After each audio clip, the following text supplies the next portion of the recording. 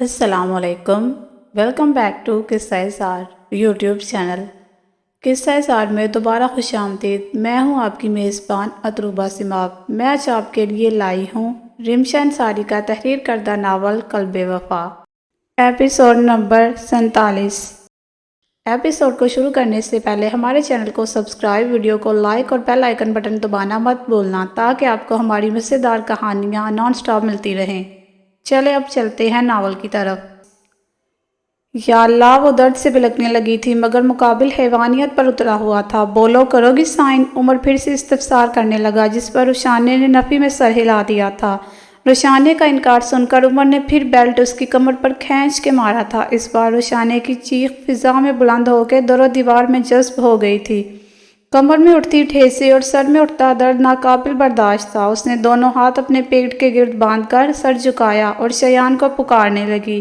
مت رو روشانے، اور اس کو مت پکارو، وہ بیچارہ تو خود پولیس کے تشدد کا شکار ہو رہا ہوگا، وہ تمہاری مدد کے لیے کیسے آئے گا؟ چلو تم شیان کو چھوڑنے کی حامی بھر لو، میں تمہیں اور تمہارے بچے کو چھوڑ دوں گا۔ اس کے قریب آتا اس کی تھوڑی اوپر اٹھاتے مکاری سے بولا تو روشانے نے پوری طاقت سے اس کا ہاتھ جھٹک دیا۔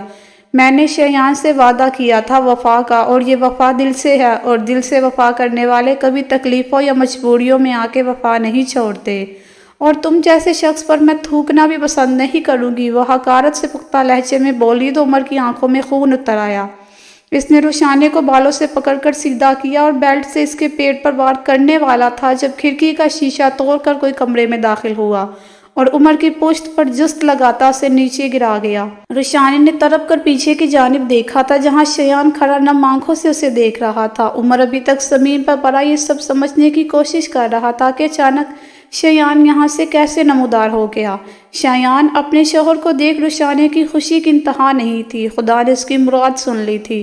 اس کا شیان اس کے سامنے کھڑا تھا۔ وہ سرگوشی کے انداز میں اس کا نام پکارتی کھڑی ہوئی تو شیان بھی اس طرح بھی کیفیت میں اس کی جانب پڑ گیا۔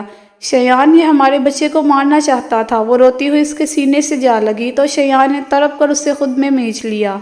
دونوں ہی ایک دوسرے سے مل کر رونے لگے تھے۔ پولیس نے چاروں طرف سے اس فارم ہاؤس کو گھیر لیا تھا اور مان نے عباد کو بھی ہاتھوں ہاتھ گرفتار کر لیا تھا۔ عمر کو اندازہ ہو گیا تھا کہ پولیس انہیں گھیر چکی ہے۔ اسے پتا تھا وہ نہیں بچے گا، اس لیے وہ اپنے دشمن کو بھی نہیں چھوڑ سکتا تھا۔ وہ ایک جھٹکے سے زمین پر سے کھڑا ہوا اور جیب سے پستول نکال کر شیان کی جانب کر کے گولیاں چلا دی۔ گولیاں شیان کے سینے کو چیر پھاڑ کے آر پار ہوتی۔ اس سے پہلے ہی عارف اپنی دوستی کا حق ادا کرتے اس کے سامنے آ کھڑا ہوا تھا۔ 4 گولیاں عارف کے جسم کے آر پار ہوتی اسے لہو لہان کر گئی تھی۔ عارف، شیان نے روشانے کو چھوڑ کر عارف کو تھاما جو خون سے لت پت نیچے گر رہا تھا۔ اپنے دوست کو خون میں آلودہ دیکھ شیان کا دماغ معاف ہونے لگا، جبکہ روشانے بھی زمین پر بیٹھ کر عارف کو پکارنے لگی تھی۔ عارف، آنکھیں کھول یار، تو ایسا نہیں کر سکتا یار، تیرے بغیر تیرا دوست کیسے رہے گا؟ وہ اس کا سر اپنی گود میں رکھ کر اسے جھنجھوڑ رہا تھا، مگر وہ ہوش میں ہوتا تو اس کی سنتا تھا۔ گولیوں کی آواز سن کے مان اوپر آیا تو عارف کی حالت دیکھ شاکر رہ گیا۔ پولیس نے عارف کو اٹھایا اور ہاسپٹل منتقل کرنے لگے، جبکہ شیان خونخوار نظروں سے عمر کو دیکھ رہا تھا، جس کے چہرے پر شیان سے اس کا عزیز دوست چھیننے کا اطمینان تھا۔ میں تجھے چھوڑوں گا نہیں، وہ حلق پھاڑ کے داڑتا عمر کی جانب بڑھا اور زوردار لات اس کے سینے پر رسید کی۔ تجھ جیسے بھائی سے بہتر تھا خدا مجھے بھائی ہی نہیں دیتا۔ وہ کرب سے آنکھیں مینچتا عمر پر لاتوں گونسوں کی برسات کرنے لگا تھا، جبکہ روشانے ایک کونے پر سہمی کھڑی رو رہی۔ تو نے میرے دوست کو مار دیا، تو کیسے زندہ رہ سکتا ہے؟ تو نے زندہ رہنے کا حق خود سے خود ہی چھین لیا۔ شیان نے زمین پر بڑا بیلٹ اٹھایا اور عمر کے جسم پر مارنے لگا۔ اسے لگ رہا تھا آج وہ عمر کو جان سے بھی مار دے گا تو اسے سکون نہیں ملے گا۔ اس کا جان سے پیارا دوست اس سے بچھڑ گیا تھا۔ یہ شیان کی زندگی کا سب سے بڑا غم تھا۔ وہ لگاتار عمر کی کمر پر بیلٹ سے وار کر رہا تھا، جس کے بعد اب عمر نے خود کو ڈھیلا چھوڑ دیا تھا۔ مان خاموشی سے ساری کارروائی دیکھ رہا تھا۔ اس نے شیان کو روکنا نہیں چاہا تھا، کیونکہ اگر شیان عمر کی یہ حالت نہیں کرتا تو وہ خود کر دیتا۔ اسے پتا تھا عارف اب اس دنیا میں نہیں رہے گا، جس کے بعد اب وہ خود نم آنکھوں سے شیان کو دیکھ رہا تھا۔ عمر کو مارنے کے بعد شیان نے پاس پڑی اس کی پستول اٹھائی اور اس کے سینے کی جانب نشانہ لگانے لگا۔ شیان، یہ غلط ہے، قانون کو ہاتھ میں مت لو۔ اگر وہ مر گیا تو تمہاری ساری زندگی جیل میں رہنا پڑے گا۔ تمہاری رہائی کے لیے ہمیں عمر زندہ سلامت چاہیے۔ مان نے آ کے شیان کو روکا تو شیان نے پستول نیچے پھینک دی۔ زمین پر پڑا عمر مان کی بات سن چکا تھا۔ اسے شیان کو سکون سے نہیں رہنے دینا تھا، بھلے وہ موت کو گلے لگا لیتا۔ انتقام کی آگ میں جلتا عمر پوری ہمت مجتمع کیے کھڑا ہوا اور تیزی سے کھڑکی کی جانب بڑھ کر نیچے کی جانب چھلانگ لگا گیا۔ عمر کی ایک آخری چیخ اس زمین پر ہی مخلوق نے سنی اور پھر اس کی روح پرواز کر گئی۔ اس اچانک افتاد پر سب ہکا بکا رہ گئے تھے، کسی کے کچھ سمجھ نہیں آیا تھا یہ سب ہوا کیا ہے۔ مان اور شیان نے کھڑکی سے نیچے جھانکا تھا۔ مرلان کی گانسوں پر خون میں لت پت پڑا اپنے جیسوں کے لیے عبرت کا نشان بنا پڑا تھا۔ اس نے تمہارا کام خود آسان کر دیا شیان، اپنی جان اپنے ہاتھوں سے لے لی۔ میں جانتا تھا وہ بھی ہوش میں ہے، اس لیے میں نے جان بوجھ کر تمہیں روکا تھا۔ کل کے اخباروں میں یہ خبر موجود ہوگی کہ جرم ثابت ہونے پر مجرم نے پولیس کے سامنے ہی خودکشی کر لی۔ ماں نے اس کے کندھے پر ہاتھ رکھے اسے سمجھایا تو شیان اس کے گلے سے لگ گیا۔ میرا دوست کیسا ہے انسپکٹر؟ وہ نم آنکھوں سے پوچھنے لگا تو ماں نے تعصب سے سر جھکا لیا۔ شیان تمہیں کسی بھی بری خبر کے لیے تیار رہنا چاہیے، وہ افسوس سے کہتا کمرے سے باہر نکل گیا تھا، جبکہ شیان کے صحن کے پردوں میں اس کا عارف کے ساتھ بیتا بچپن لہرانے لگا۔ شیان رشانے کی آواز اس کی سماعت سے ٹکرائی تو وہ ہوش میں آتا اس کی جانب بڑھ گیا۔ رشانے تم ٹھیک ہو نا؟ اس نے آگے بڑھ کر رشانے کی پیشانی پر لب رکھے تو محسوس ہوا کہ وہ ابھی بھی زندہ ہے۔ میں ٹھیک ہوں، تم کیسے ہو؟ رشانے دکھ سے اسے دیکھتی اس کے چہرے کے زخموں پر پیار سے ہاتھ پھیرنے لگی تو شیان نے اسے سینے سے لگا لیا۔ پتہ نہیں یہاں ان کی آزمائشیں ختم ہو گئی تھی یا انہوں نے آگے مزید آزمائشیں دیکھنی تھی۔ ایک پیاری سی روشن صبح نے ان دونوں کو خوش آمدید کہا تھا۔ فجر کی اذان کی آواز چاروں جانب سے گونجنے لگی تھی۔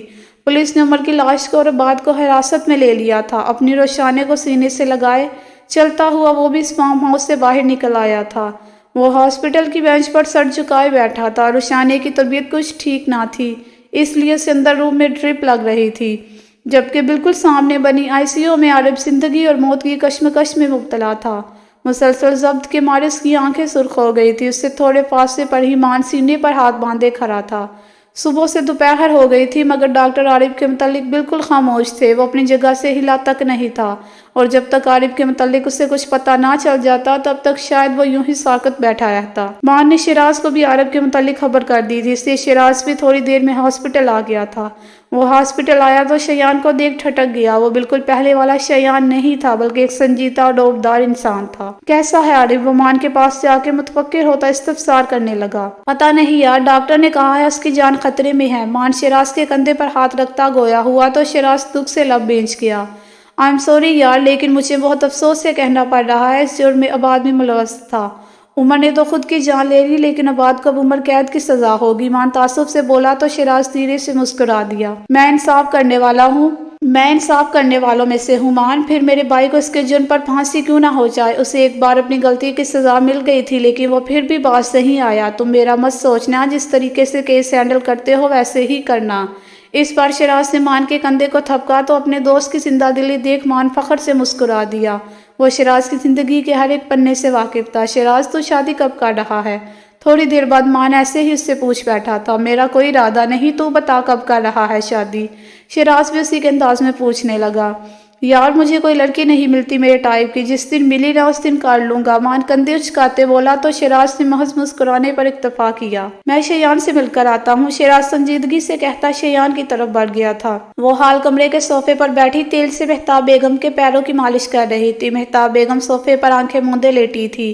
کل رات والے واقعے کی خبر آگ کی طرح میڈیا اور اخباروں میں پھیل چکی تھی لیکن اتفاق تھا کہ ابھی تک کسی نے گھر کا ٹی وی کھول کر نہیں دیکھا تھا، نہ اخبار پر کسی کی نظر پڑی تھی۔ دادا جان کی طبیعت کافی حد تک سنبھل چکی تھی جس کے باعث آج وہ ڈسچارج ہو جانے تھے۔ مہر ماں نے کچن سے مہتاب بیگم کا پرہیزی کھانا لا کے میز پر رکھا اور خود صوفے پر بیٹھ گئی۔ خیام بھی آفس سے آنے والا تھا، پھر سب لوگ ساتھ کھانا کھاتے۔ سعادت ولا میں ہونے والے حادثات کا ایک اچھا فائدہ یہ ہوا تھا کہ گھر والوں کے آپس کے جھگڑے اور اختلافات ختم ہو گئے تھے۔ سب مل کر ایک دوسرے کو سنبھال رہے تھے۔ مہر ماں نے کھانا میز پر رکھا تو ارچھ دھیرے سے مہتاب بیگم کو ہلانے لگی۔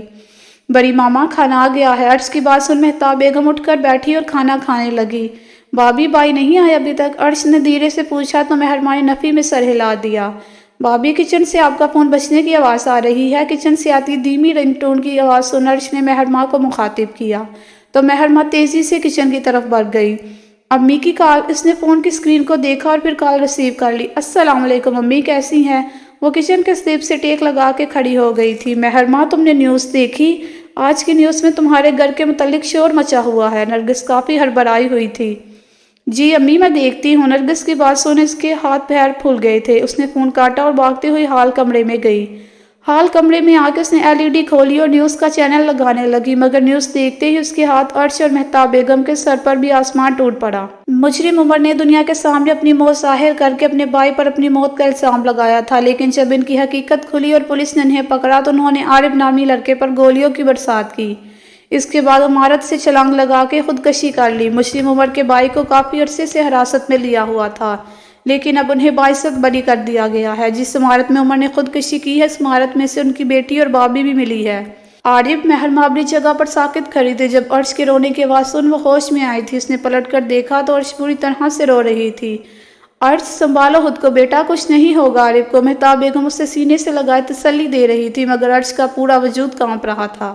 بڑی ماما عارف مجھ سے ناراض ہو کے گئے تھے، اگر ان کو کچھ ہو گیا تو میں کبھی خود کو معاف نہیں کر سکوں گی۔ وہ مہتاب بیگم کے سینے سے لگی ہچکیاں لے کر رونے لگی تھی۔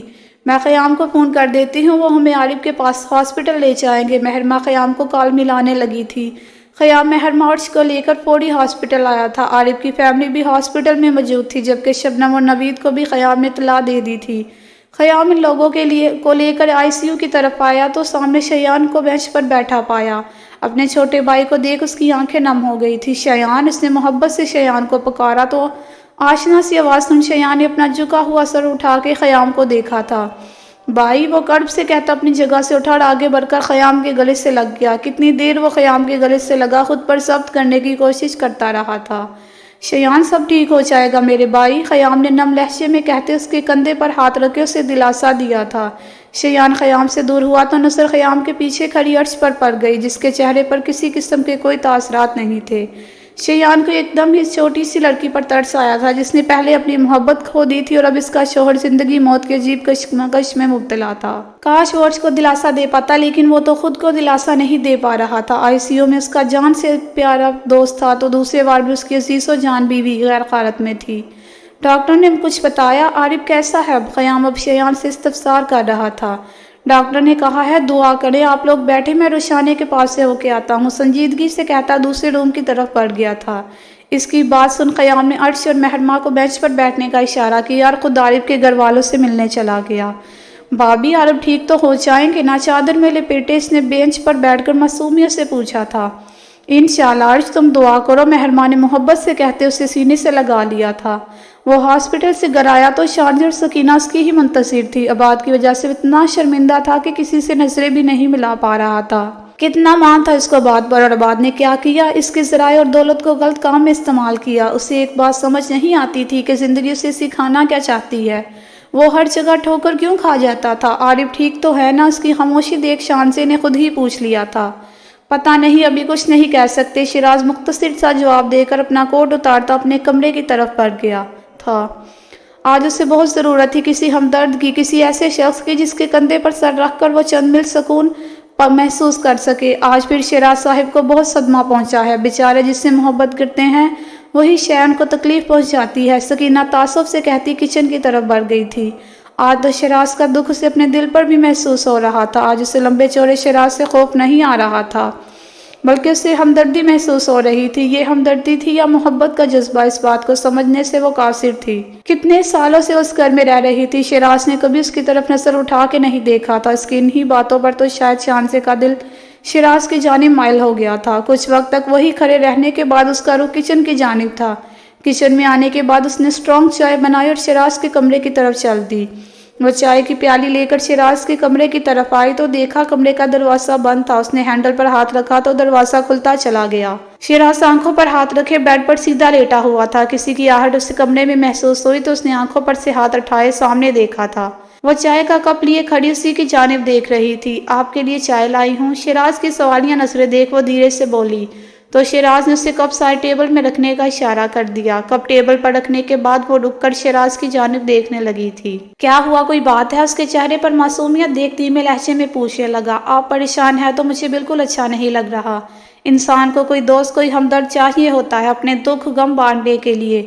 میں بھی جب سے اپنوں سے دور ہوئی ہوں مجھے اس بات کا احساس ہے، لیکن پھر بھی میرے ساتھ سکینہ ہے جس سے میں ہر بات شیئر کر لیتی ہوں۔ لیکن آپ تو بالکل تنہا رہتے ہیں نا، کسی سے زیادہ بات کرتے ہیں تو کیا آپ کو تنہائی محسوس نہیں ہوتی؟ وہ آج کیسے شیراز سے اتنی باز کر گئی تھی، وہ اسے خود نہیں پتا چلا تھا۔ یہاں بیٹھو۔ شیراز نے بھی اسے ڈانٹنے کے بجائے سامنے رکھی کرسی کی جانب اشارہ کیا تو وہ دل میں خدا کا شکر ادا کرتی کرسی پر بیٹھ گئی کہ شیراز نے اس کے ساتھ اچھا برتاؤ تو کیا۔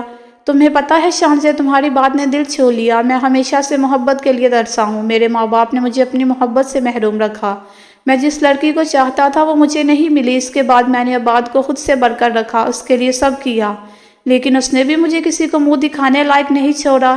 کبھی کبھی دل کرتا ہے کہ میں کہیں کھو جاؤں ہمیشہ کے لیے، تاکہ میرے دل میں جو درد اٹھتے ہیں ان سے مجھے نجات مل جائے۔ بات کرتے کرتے شیراز کا لہجہ رند گیا تھا۔ آپ کو زندگی میں اتنی آزمائشیں دیکھنے کو ملی ہے، ہو سکتا ہے آپ کے لیے کچھ بہت اچھا لکھا ہوا ہو۔ ہر لڑکی بے وفا نہیں ہوتی۔ آپ ایک بار پھر کسی کو اپنا بنا کے دیکھیں، مایوس نہیں ہوں گے۔ وہ انجانے میں کتنی معنی خیزی والی بات کر گئی تھی، اسے نہیں پتا تھا۔ اس کی بات سن شیراز نے ایک تفصیلی نظر سامنے بیٹھی مخلص لڑکی کا جائزہ لیا، اور پھر شیراز تفصیلی نظر دل میں اس کے لیے کوئی احساس تلاش کرنے لگا۔ سب دھڑکتے دل کے ساتھ آپریشن تھیٹر کی طرف نظر جمائے کھڑے تھے، جہاں سے ڈاکٹر نرسیں نکلنا شروع ہو گئی تھی۔ سب کے دل مانو کسی ننھی چڑیا کی طرح پھرپھرا رہے تھے، جیسے بس تھوڑی دیر میں دم توڑنے والے ہوں۔ سامنے روم سے سرجن باہر نکل کر آئے تو شیان فوراً ان کی جانب لپکا تھا۔ ڈاکٹر کیسا ہے میرا بھائی؟ وہ جذباتی ہوتا پوچھ رہا تھا۔ ڈرنے کی کوئی بات نہیں ہے، ان کی جان خطرے سے باہر ہے۔ گولیاں موقع پر ہی ان کے جسم سے باہر نکل گئی تھی، جس کی وجہ سے ان کی جان بچ گئی۔ بس آپ لوگ ان کی دوائیوں اور ڈریسنگ کا خاص طور پر خیال رکھیے گا۔ پیشنٹ کبھی ہوش نہیں آیا ہے، ان کو ہوش آ جائے آپ لوگ ان سے مل سکتے ہیں۔ ڈاکٹر کی بات سن سب کے دل پرسکون ہو گئے تھے۔ خوشی کے مارے عرش مہر ماں کے گلے لگ گئی تھی، جبکہ شیان جذبات کی روح میں بہتا زمین پر گھٹنے ٹیک کر خدا کا شکر ادا کرنے لگا تھا، جس نے اس کے عزیز دوست کی جان بخش کر شیان جہانگیر پر بہت بڑا رحم کیا تھا۔ جی تو فرینڈ، کیسی لگی آج کی ایپیسوڈ؟ کمنٹ سیکشن میں ضرور بتائیے گا۔ پھر حاضر ہوں گے ناول کی نیکسٹ ایپیسوڈ کے ساتھ۔ تب تک کے لیے اجازت، اپنا خیال رکھیے گا۔ اللہ حافظ۔